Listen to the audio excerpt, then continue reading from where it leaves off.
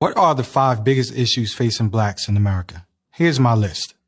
Problem number 5, the victim mentality. Nothing holds someone back more than seeing himself as a victim. Why? Because the victim is not responsible for his situation. Everything is someone else's fault. And the victim sees little chance of improving his life. How can he get ahead if someone is holding him back? All this makes the victim unhappy, frustrated, and angry. This is how too many blacks see themselves, as victims.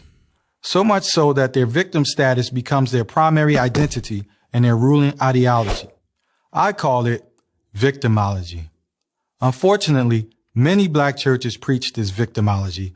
Many black parents pass it on to their children. Inner city schools teach it to their students, and the black media reinforce it. Meanwhile, the NAACP and other black grievance groups fundraise on it. Problem number 4, lack of diversity. Blacks repeatedly demand an honest dialogue or debate about race. But how can there ever be an honest dialogue about race between blacks and whites when there is virtually no honest dialogue between blacks and blacks? It's hypocritical. And if a black doesn't think whites are ultimately responsible for black people's problems, they're labeled a sellout, Uncle Tom, or race traitor. As long as this type of groupthink exists, race reverence of the Al Sharpton, Jesse Jackson type will continue to be celebrated, while independent black thinkers such as Professors Thomas Sowell and Walter Williams will be shunned.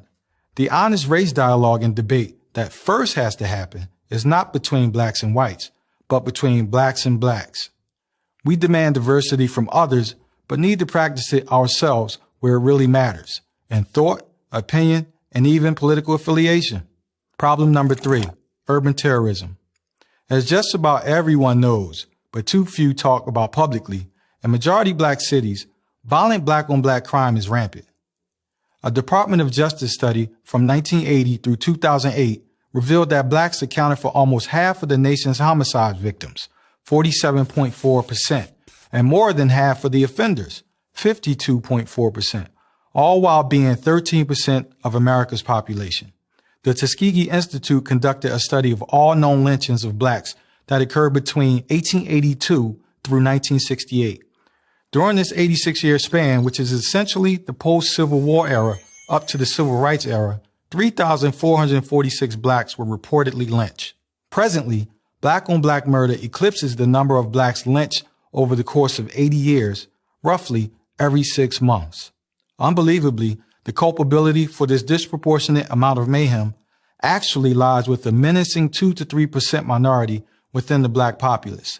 I call them urban terrorists. And since they're literally spawned from problem number 2, the black community protects them. Problem number 2, proliferation of baby mamas. The disintegration of the nuclear family has led to an astronomical increase of single-mother households. According to the Moynihan Report, in 1965, nearly 25% of black children were born to unwed mothers. The report's author, Daniel Patrick Moynihan, said this was a disaster in the making. He was, of course, vilified by so-called black leaders and their progressive allies. But he was right. Today, the out-of-wedlock birth rate is nearly 75% and even higher in some urban areas. To be clear, baby daddies share this responsibility with baby mamas. Yet, while baby daddies are blamed and rarely shown compassion, baby mamas are rarely blamed and receive both compassion and support. This lopsided dynamic and the previously listed pathologies stem directly from the number 1 problem facing the black community. Problem number 1, unquestioning allegiance to so-called progressive policies. Unwavering loyalty to progressive liberal policies is the primary reason these dire conditions persist. It both makes them possible and perpetuates them. It's no coincidence that progressivism is the common thread that binds predominantly black cities where single-parent homes, failing schools, rampant poverty, and crime predominate. Look at cities like Detroit, Philadelphia, and Baltimore. They've been run by progressive Democrats for decades. If their liberal policies were at all effective, these cities should have become models of economic growth and prosperity. Instead, they're models of dysfunction. By fostering and exploiting the victim mentality, discouraging self-examination, subsidizing baby mamas, and making excuses for black thugs, so-called progressive policies don't alleviate the problems that afflict the black community. They aggravate those problems. you may have noticed that racism did not make the list. Why not? It's simple.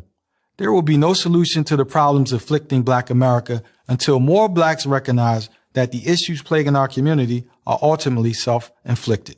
Does racism exist? Sure. But there are other problems far more serious. And waiting until there are no more races will mean waiting and making excuses forever. I'm Talib Starks for Prager University.